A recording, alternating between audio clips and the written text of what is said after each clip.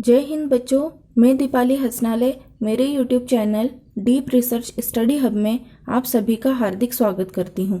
बच्चों, आज से हम शुरू कर रहे हैं हमारा हिंदी विषय। हिंदी विषय में हम सबसे पहले शुरुआत करते हैं हिंदी की व्याकरण से। तो चलिए बच्चों, शुरू करते हैं हमारे हिंदी व्याकरण विषय का प्रथम अध्याय भाषा और व्याकरण, जिसे अंग्रेजी भाषा में लैंग्वेज एंड ग्रामर कहते हैं। इसमें हम सबसे पहले जान लेते हैं बच्चों भाषा को। भाषा अर्थात लैंग्वेज। भाषा शब्द संस्कृत की भाष धातु से बना है, जिसका अर्थ है बोलना। भाष का अर्थ है बोलना। धातु का अर्थ होता है क्रिया का मूल रूप या क्रिया का सबसे छोटा रूप, जिससे क्रिया बनती है। अर्थात बच्चों, यहाँ पर आपको क्रिया का मतलब मैं बता देती हूँ। क्रिया मतलब होता है हम दिन भर में जो कुछ भी कार्य करते हैं या फिर हमारे सामने जो कुछ भी कार्य होता है, वे सभी क्रियाएं कहलाती हैं। जैसे कि चलना, बोलना, उठना, बैठना, खाना, पीना, रोना, हंसना, गाना, नाचना इत्यादि, ये सारी हमारी क्रियाएं हैं। ठीक है। और इन क्रियाओं का मूल रूप मतलब कि सबसे छोटा रूप, जैसे कि यदि मैं बोल रही हूँ खाना, खाना हमारी क्रिया है। ठीक है। लेकिन इसका मूल रूप क्या होगा? खा। और इसी से ही बहुत सारी क्रियाएं बनेंगी, जैसे खाना, खाया, खाएगा, खाया था, खाएगी, खाएंगे इत्यादि। ये सारी क्या हो गई बच्चों? क्रिया हो गई। लेकिन इसका मूल रूप क्या हो गया? खा हो गया। ठीक है। तो इस तरह से बच्चों, मैंने खा उदाहरण के माध्यम से आपको धातु और क्रिया बताई है। इसमें खा धातु होगी और खाएगा, खाएगी, खाएंगे इत्यादि, ये जो रूप आपको देखने को मिल रहे हैं खा धातु से, तो ये सारी क्या हो गई? हमारी क्रियाएं हो गई बच्चों। ठीक है। तो इसी प्रकार से ये जो भाष है, भाष का अर्थ होता है बोल या फिर बोलना, यह हमारी धातु है। ठीक है। और इसकी यदि हम क्रियाएं बनाते हैं तो बहुत सारी क्रियाएं बनेंगी, जैसे कि बोलना, बोलेगा, बोला था, बोले इत्यादि। ठीक है। तो अब बच्चों आपको समझ में आ गया होगा कि भाष का अर्थ बोलना होता है और धातु का मतलब होता है क्रिया का मूल रूप या फिर क्रिया का सबसे छोटा रूप, जिससे हम कई सारी क्रियाएं बनाते हैं। ठीक है बच्चों। तो ध्यान दीजिएगा, भाषा शब्द जो है वह संस्कृत की भाष धातु से बना है, जिसका अर्थ है बोलना। इस प्रकार हम जो कुछ भी किसी भी अभिप्राय से अर्थात इरादे से अपने मुख से बोलते हैं, वह सब भाषा है। ठीक है बच्चों। इसका मतलब ये है कि हमारे मुंह से हम जो कुछ भी बात किसी भी उद्देश्य से बोलते हैं, किसी भी मकसद से बोलते हैं, या हमारी बात सामने वाले को समझाने के लिए बोलते हैं, तो वो सारी बातें क्या है बच्चों? भाषा है। ठीक है। अर्थात भाषा मन के भावों या विचारों को अभिव्यक्त करने का मतलब क्या? बताने का या जताने का, या फिर हम बोल सकते हैं एक्सप्रेस करने का एक माध्यम है। ठीक है। माध्यम है मतलब कि एक जरिया है। क्लियर? ठीक है बच्चों, यहाँ तक आपको अच्छे से समझ में आ गया होगा। इसके बाद हम आगे बढ़ते हैं। आगे है बच्चों भाषा की परिभाषा अर्थात डेफिनेशन ऑफ लैंग्वेज। ध्यान दीजिए बच्चों, यहाँ पर मैंने भाषा की 2 परिभाषाएं लिखी हैं। ठीक है। आपको जो सरल लगती है आप उसे अपना ले। सबसे पहली परिभाषा है, भाषा विचारों, भावनाओं या इच्छाओं को मौखिक, लिखित या सांकेतिक माध्यम से एक व्यक्ति से किसी दूसरे व्यक्ति तक पहुंचाने का माध्यम है। अर्थात बच्चों, भाषा जो है वह हमारे विचारों, हमारी भावनाओं या फिर हमारे इच्छाओं को मौखिक अर्थात बोलकर, लिखित मतलब लिखकर, या सांकेतिक मतलब कि क्या? शरीर के अंगों के हाव भाव के द्वारा अर्थात बॉडी लैंग्वेज के द्वारा या फिर एक्सप्रेशंस के द्वारा। ठीक है। या माध्यम मतलब होता है जरिया। एक्सप्रेशंस के द्वारा या फिर इस जरिए से एक व्यक्ति से किसी दूसरे व्यक्ति तक पहुंचाने का माध्यम है। क्लियर बच्चों? यहाँ तक आपको पहली परिभाषा समझ में आ गई होगी। हम दूसरी परिभाषा जान लेते हैं। जिस साधन के द्वारा मनुष्य अपने भावों या विचारों को बोलकर, लिखकर या संकेतों के द्वारा समझाकर प्रकट करता है, उसे भाषा कहते हैं। ठीक है बच्चों, ये वाली ज़्यादा इजी डेफिनेशन है, ये आपको बहुत अच्छे से समझ में आ गई होगी। ठीक है, क्योंकि इसमें थोड़े से टफ वर्ड्स लिखे हैं, इसमें सरल शब्दों में कही गई है बातें। ठीक है, तो आप चाहो तो ये वाली जो दूसरी परिभाषा है ये आप अपना सकते हैं। ठीक है, इसके बाद बच्चों आगे बढ़ते हैं। आगे है भाषा के भेद। भाषा के भेद अर्थात काइंड्स ऑफ द लैंग्वेज।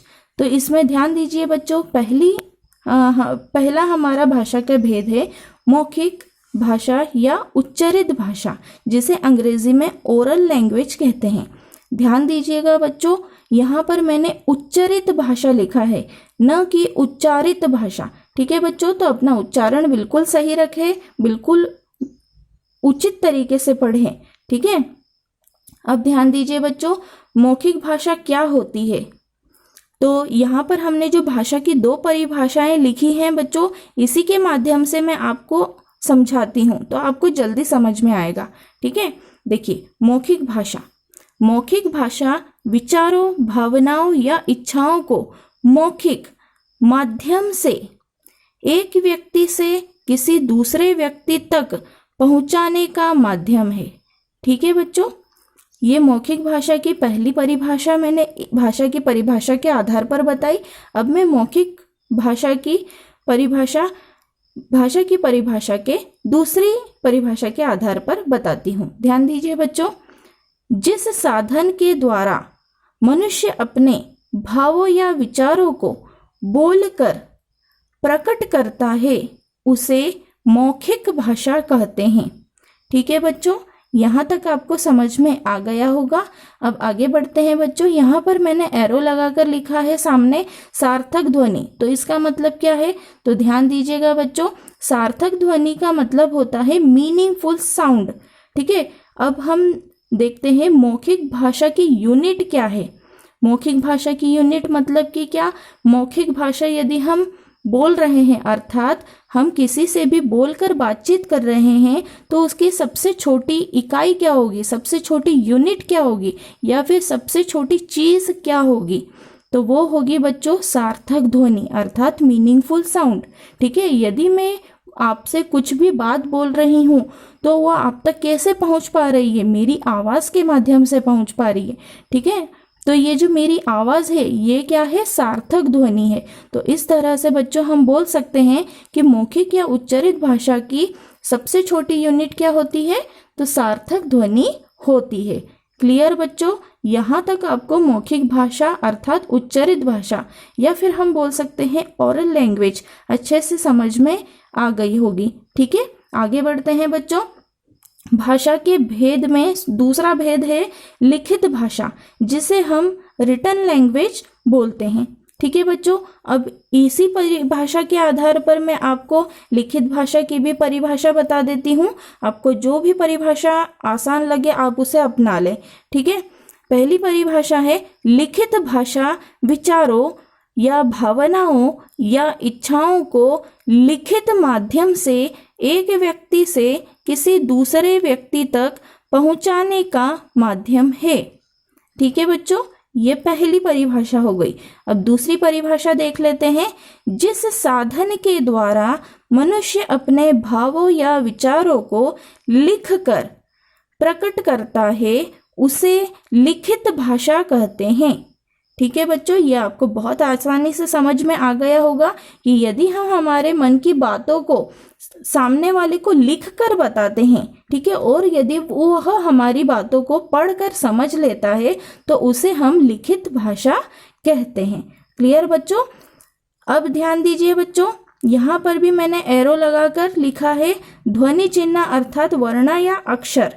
अर्थात इसका मतलब क्या हुआ बच्चों, लिखित भाषा की जो इकाई होती है अर्थात यूनिट, मतलब कि सबसे पहली शुरुआत वो किससे होती है, ध्वनि चिन्ह से होती है, जिसे हम वर्ण या अक्षर कहते हैं। ठीक है, जैसे कि मौखिक भाषा की शुरुआत साउंड से होती है, सार्थक ध्वनि से होती है, तो उसी प्रकार से लिखित भाषा की शुरुआत किससे होती है बच्चों?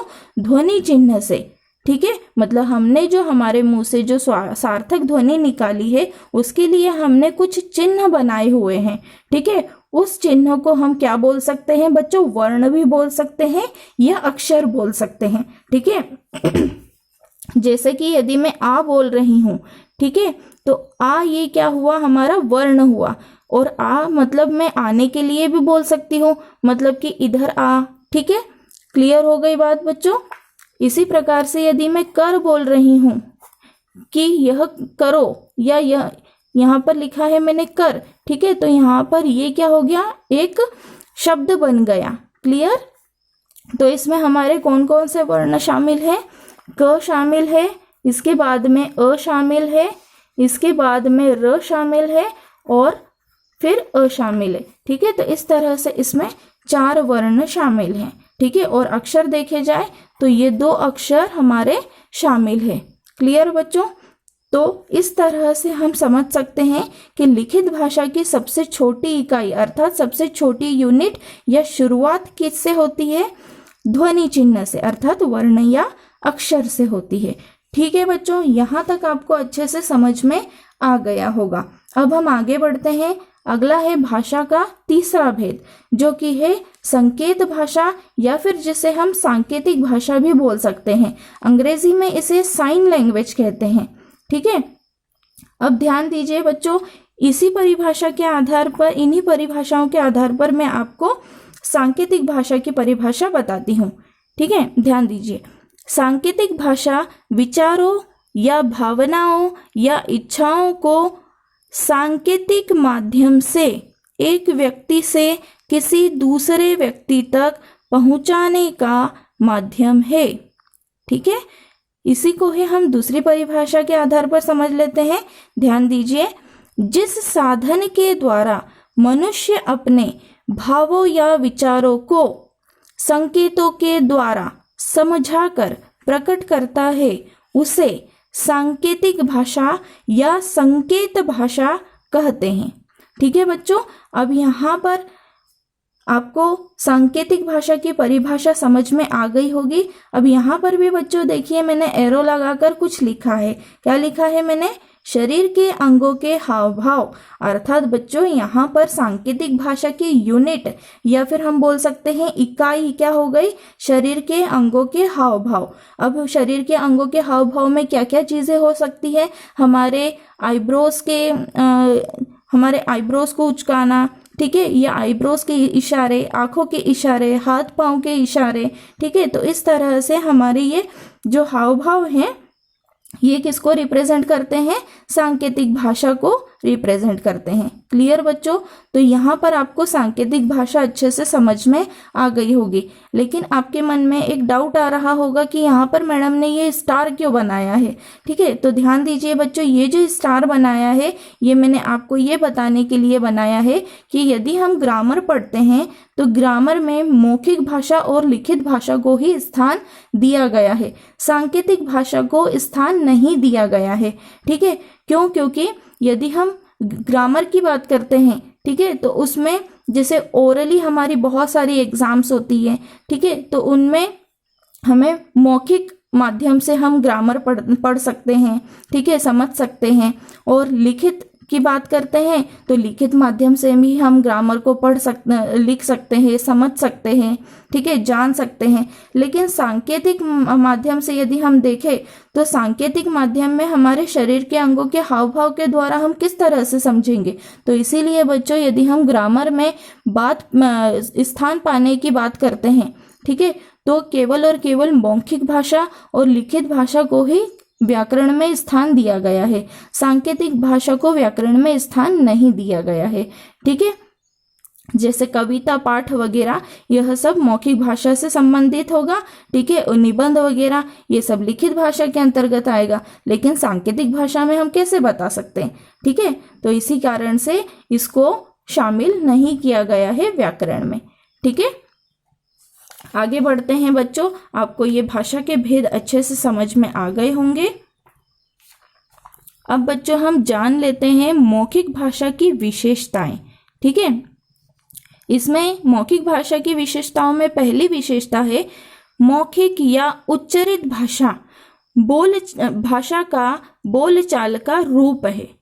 ठीक है, मतलब कि मौखिक या उच्चरित भाषा जो है नॉर्मली हम लोग यूज करते हैं, ठीक है, आपस में बोलने के लिए। अर्थात मौखिक भाषा का इतिहास मनुष्य के जन्म के साथ जुड़ा हुआ है, क्योंकि मनुष्य ने जब इस धरती पर जन्म लिया होगा तभी से उसने बोलना प्रारंभ कर दिया होगा। इसीलिए मौखिक भाषा को भाषा का मूल या प्रधान रूप कहते हैं। ध्यान रखिएगा बच्चों, मौखिक भाषा को भाषा का मूल रूप या प्रधान रूप कहते हैं। ठीक है, अर्थात इसका मतलब है बच्चों कि जब इंसान इस धरती पर आया होगा, जब से इंसानों की शुरुआत हुई होगी इस धरती पर आने की, ठीक है, तो तभी से उसने क्या कर दिया होगा, बोलना प्रारंभ कर दिया होगा। आप समझ सकते हैं जो आदि मानव वगैरह थे, ठीक है, वो आपस में संपर्क स्थापित करने के लिए अपने मुंह से अलग अलग प्रकार की आवाजें निकालते थे। ठीक है, अर्थात उन्होंने क्या कर दिया, आवाजें निकालकर बोलना प्रारंभ कर दिया। ठीक है, तो इसी कारण से हम क्या बोल सकते हैं, मौखिक भाषा को भाषा का मूल रूप, मूल मतलब है रूट या एकदम सबसे पहला, ठीक है, सबसे पहला प्राथमिक प्राइमरी रूप, ठीक है, प्रधान रूप मतलब कि सबसे इंपॉर्टेंट मुख्य रूप हम बोल सकते हैं। क्लियर बच्चों, यहां तक आपको पहला पॉइंट समझ में आ गया होगा। आगे बढ़ते हैं बच्चों, मौखिक भाषा की विशेषताओं में दूसरी विशेषता है यह भाषा का प्राचीनतम रूप है। प्राचीनतम रूप है मतलब कि सबसे पुराना रूप है। क्यों? क्योंकि हमने यहाँ पर क्या बोला है पहले पॉइंट में, मनुष्य के जन्म के साथ इसका इतिहास जुड़ा है। जब मनुष्य का अस्तित्व इस धरती पर आया तभी से उसने बोलना शुरू कर दिया। मतलब कि आप सोचिए इंसान कितने साल पहले अस्तित्व में आया होगा, ठीक है, तभी से उसने बोलना प्रारंभ कर दिया। तो इसीलिए यह भाषा का सबसे पुराना रूप है, अर्थात सबसे प्राचीनतम रूप है। क्लियर बच्चों? ठीक है, प्राचीनतम रूप है। अब आगे है मौखिक भाषा की तीसरी विशेषता, यह भाषा का अस्थायी रूप है। अस्थायी रूप है मतलब कि क्या बच्चों, अस्थायी मतलब होता है टेम्पररी रूप, ठीक है, मतलब कि यह परमानेंट नहीं है, मतलब कि क्या है, टेम्पररी है, कुछ समय के लिए है। ठीक है, कैसे है तो इसी को डिटेल में बताया गया है फोर्थ पॉइंट में। तो देखते हैं बच्चों फोर्थ पॉइंट क्या है मौखिक भाषा की विशेषता का। तो ध्यान दीजिए, यह उच्चरित होने के साथ ही समाप्त हो जाती है। इसका मतलब क्या है बच्चों, मौखिक भाषा जो है वह अस्थायी रूप है भाषा का। क्यों? क्योंकि हम जैसे ही इसे अपने मुंह से निकालते हैं उसके साथ ही, बोलने के साथ ही ये खत्म हो जाती है। मतलब यदि आपको कोई बात बतानी है तो वो बात मैं अपने मुंह से निकालूंगी, वो बात आपके कानों तक पहुंचकर आप उसे समझ लेंगे और वहीं पर उस बात का अस्तित्व समाप्त हो जाएगा। ठीक है, वो बात आपके दिमाग में रह जाएगी। तो इस तरह से यहाँ पर क्या है, मौखिक भाषा जो है वह उच्चरित होने के साथ ही समाप्त हो जाती है, मतलब इसका अस्तित्व समाप्त हो जाता है। ठीक है, मतलब वो आवाज जो है वो बंद हो जाती है। इसके बाद अगला पॉइंट है मौखिक भाषा की विशेषता का कि मौखिक भाषा का प्रयोग तभी किया जा सकता है जब वक्ता अर्थात बोलने वाला और श्रोता मतलब सुनने वाला एक दूसरे के आमने सामने हो, अर्थात एक दूसरे के आमने सामने उपस्थित हो। ठीक है बच्चों, ये हमने अभी ही समझ लिया फोर्थ पॉइंट में कि क्या है, मौखिक भाषा का प्रयोग हम तभी कर सकते हैं जब यदि मुझे आपको कोई बात बतानी है, ठीक है, तो आप भी मेरे सामने हो, ठीक है, तभी मैं आपको वो बात बता पाऊंगी। क्योंकि मेरी आवाज बहुत ज्यादा दूर तक तो नहीं जा पाएगी ना, मेरी आवाज की एक लिमिट है, ठीक है, और उसी लिमिट के अंदर आपको आना पड़ेगा। तो इसी कारण से यहाँ पर क्या बताया गया है कि इसके लिए सबसे जरूरी बात क्या है कि बोलने वाला और सुनने वाला एक दूसरे के पास होना चाहिए, आमने सामने होने चाहिए, तभी हम हमारी बात बोल सकते हैं, मतलब मौखिक भाषा का प्रयोग कर सकते हैं। क्लियर बच्चों, यहाँ तक आपको समझ में आ गया होगा। अब हम आगे बढ़ते हैं, सिक्स्थ पॉइंट है मौखिक भाषा की विशेषता का, इस भाषा की आधारभूत इकाई ध्वनि है। मतलब साउंड है, ठीक है, क्योंकि विभिन्न ध्वनियों के संयोग से शब्द बनते हैं।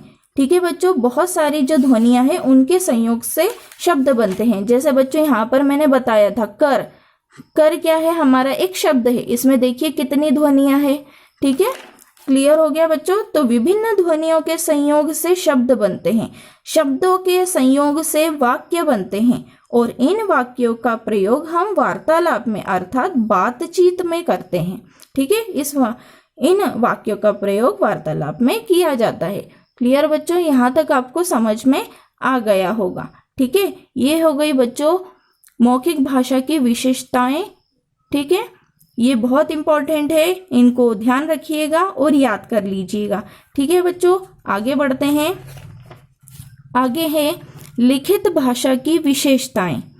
लिखित भाषा की विशेषताओं में पहली विशेषता है मौखिक भाषा की तुलना में लिखित भाषा बहुत बाद में विकसित हुई।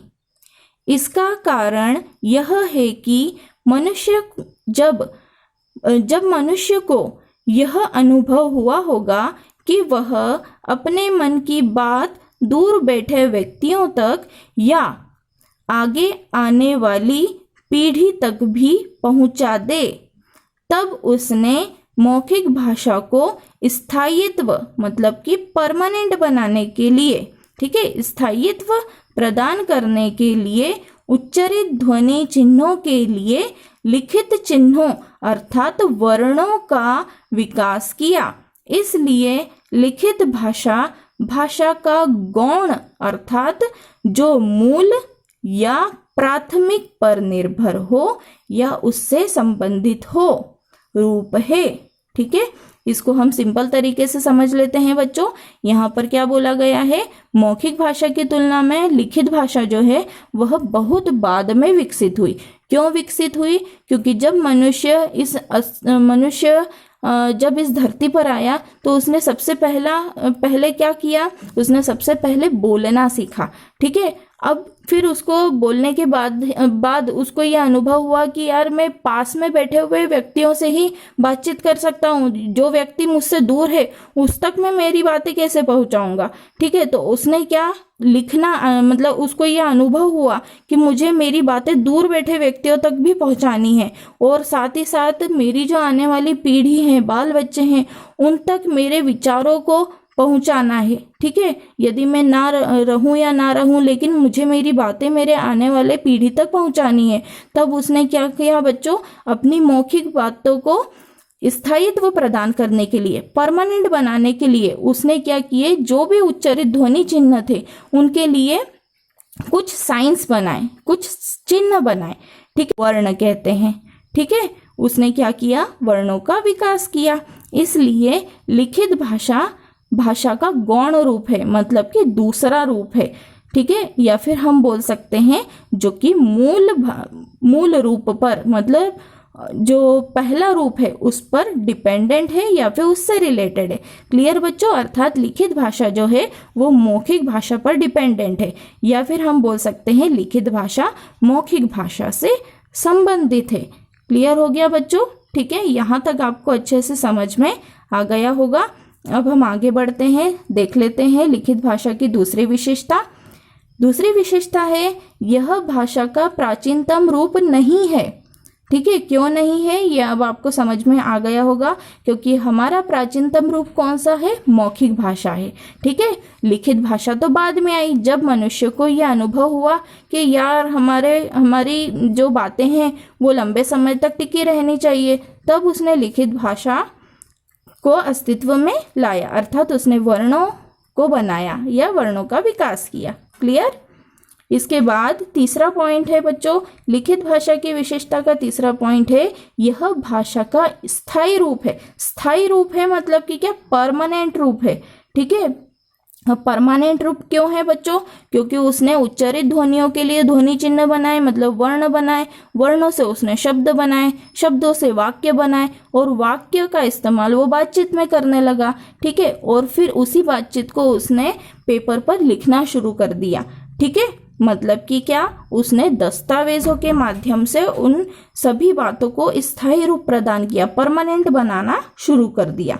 क्लियर बच्चों? तो आपको समझ में आ गया होगा कि लिखित भाषा जो है यह भाषा का स्थायी रूप है, परमानेंट रूप है। ठीक है, अब फोर्थ पॉइंट देख लीजिए।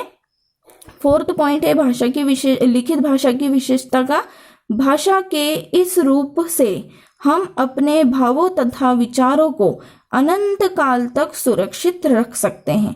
ठीक है बच्चों, मौखिक भाषा बोलने के साथ ही खत्म हो जाती है, लेकिन लिखित भाषा जो है इसमें हम क्या कर सकते हैं, हमारे भाव या फिर विचारों को अनंत काल तक अर्थात लंबे समय तक सुरक्षित रख सकते हैं। कैसे सुरक्षित रख सकते हैं? डॉक्यूमेंट के रूप में, ठीक है, दस्तावेजों के रूप में या फिर किताबों के रूप में हम इसे सुरक्षित रख सकते हैं। ठीक है, या नोट्स के रूप में हम सुरक्षित रख सकते हैं। आगे है बच्चों फिफ्थ पॉइंट, लिखित भाषा की विशेषता का फिफ्थ पॉइंट देख लीजिए। भाषा का यह रूप यह अपेक्षा नहीं करता कि वक्ता और श्रोता आमने सामने हो। इसका मतलब ये है बच्चों कि भाषा का ये जो लिखित रूप है यह ये उम्मीद नहीं करता है कि बोलने वाला व्यक्ति और सुनने वाला व्यक्ति आमने सामने उपस्थित हो। ठीक है, क्योंकि यदि आप मुझसे दूर बैठे हैं तो मैं क्या कर सकती हूँ, अपनी बातें लिख कर आप तक पहुंचा सकती हूँ, पोस्ट कर सकती हूँ या किसी की भी माध्यम से पहुंचा सकती हूँ। तो आप मेरी लिखी हुई चिट्ठी या मेरी लिखी हुई बातें आप आसानी से पढ़ के आप मेरी बात समझ सकते हैं। ठीक है, तो इसके लिए क्या बोला गया है कि लिखित भाषा ये उम्मीद नहीं करती है कि बोलने वाला व्यक्ति और सुनने वाला व्यक्ति आमने सामने मौजूद हो। क्लियर बच्चों? ठीक है, यहाँ तक आपको अच्छे से समझ में आ गया होगा। आगे बढ़ते हैं बच्चों। लिखित भाषा की विशेषता की छठी विशेषता है बच्चों, इस भाषा की आधारभूत इकाई वर्ण है। ठीक है, वर्ण है अर्थात लेटर है। मैंने आपको पहले ही बता दिया है, ये जो उच्चारित ध्वनियों को अभिव्यक्त करती है। ये जो वर्ण है बच्चों ये किसको अभिव्यक्त करते हैं? अभिव्यक्त करना मतलब होता है रिप्रेजेंट करना। ठीक है, अर्थात भाषा की आधारभूत इकाई वर्ण है, मतलब कि बेसिक यूनिट क्या है? वर्ण है, जो कि उच्चारित ध्वनियों को मतलब कि हमारे द्वारा जो बोले गए जो साउंड्स है उनको अभिव्यक्त करती है अर्थात रिप्रेजेंट करती है। ठीक है बच्चों, यहाँ तक हमारी लिखित भाषा की विशेषताएं कंप्लीट हो जाती है। उम्मीद करती हूँ कि आपको लिखित भाषा की विशेषताएं अच्छे से समझ में आ गई होंगी। बच्चों, यदि आपको मेरा ये वीडियो पसंद आया हो तो इसे ज़रूर लाइक करें, शेयर करें और सब्सक्राइब करें। इसके साथ ही बच्चों एक और बात बताना चाहती हूँ कि आप समझ रहे होंगे कि यहाँ पर हमारा पहला अध्याय कंप्लीट हो जाता है, लेकिन ऐसा नहीं है बच्चों। ये हमारे पहले अध्याय का केवल पहला भाग ही है। इसके आगे बहुत कुछ है जो कि मैं आपको बताना चाहती हूँ। ठीक है, लेकिन वीडियो ज़्यादा लंबा हो जाएगा और बोरिंग हो जाएगा, इसी कारण से मैंने यहीं तक ही छोड़ा है। इसके आगे की जानकारी बच्चों मैं आपको आगे के वीडियो में दूंगी, तो मेरे वीडियो को देखते रहिए। थैंक यू, बाय बाय, फिर मिलते हैं। जय हिंद।